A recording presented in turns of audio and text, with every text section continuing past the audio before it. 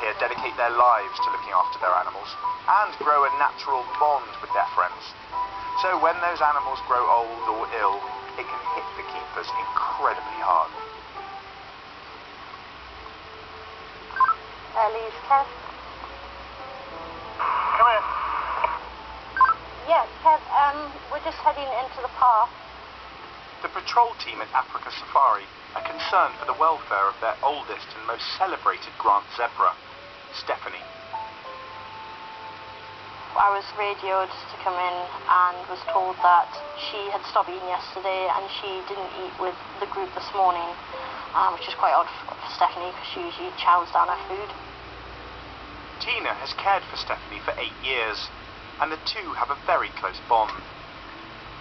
So I came in and checked on her, went up and said hi to her, and noticed she was a bit unstable. Her eyes seemed a bit glazed over, as if she wasn't quite there. I could hear something going on in her mouth, as if she was playing on her mouth, or as if she was grinding her teeth, which could be a sign that she's in discomfort.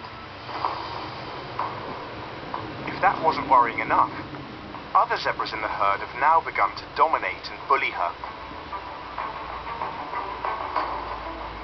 Steph! Hey, hey, hey, hey, hey!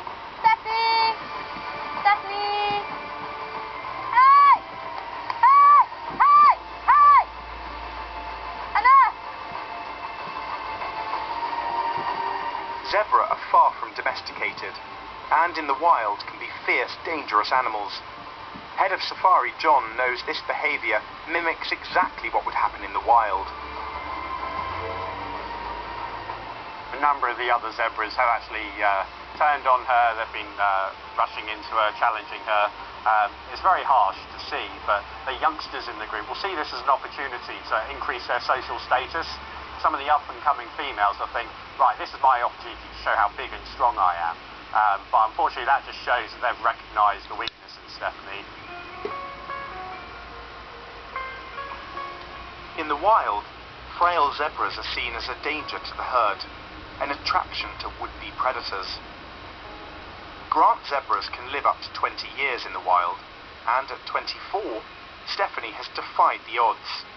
She was once a matriarch of the herd. Over the years, she's had 6 foals with us, and even been a grandmum as well. She's been a firm favourite amongst the staff. Stephanie has become more frail, vulnerable, and fallen further in the herd's hierarchy.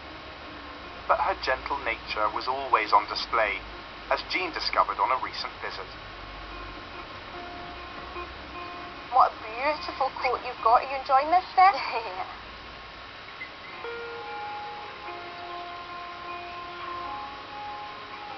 I think she finds a connection with all the keepers, and you know, she's been elderly, and you know, you just want to wrap her up and make sure she's all right. But Stephanie is far from all right. As her arthritis and asthma have become more debilitating, the aggressive behaviour from the herd has increased. It's now become a vicious circle, leaving Stephanie miserable and in pain. I like to be hopeful, and I've tried to keep hopeful through the day, and that, you know, it is just, you know, under the weather, a bug or something like that. But part of me thinks this is a bit different, and part of me inside thinks that she's telling us something now, and she's not happy, and that's the biggest thing. If she's not happy, then we can't keep this. So I will do everything that I need to do for her.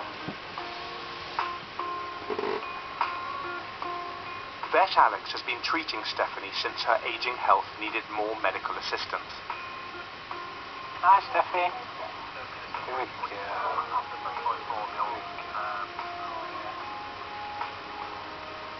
Steph's a very old zebra, and she's had a few ongoing medical issues that we've been treating for and managing.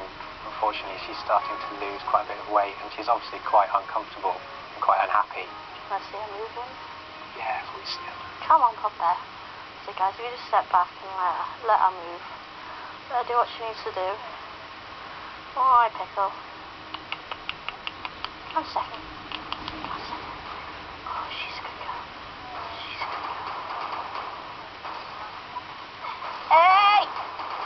The moment she's unaccompanied, a young female sees another opportunity to exert dominance over poor old Stephanie. Unfortunately, in the herd, she's now not really fending for herself as much, so she's also having to deal with the sort of politics of bullying. It's making her run even more on her arthritic legs. If that's happening to her regularly, then I don't think it's fair, is it?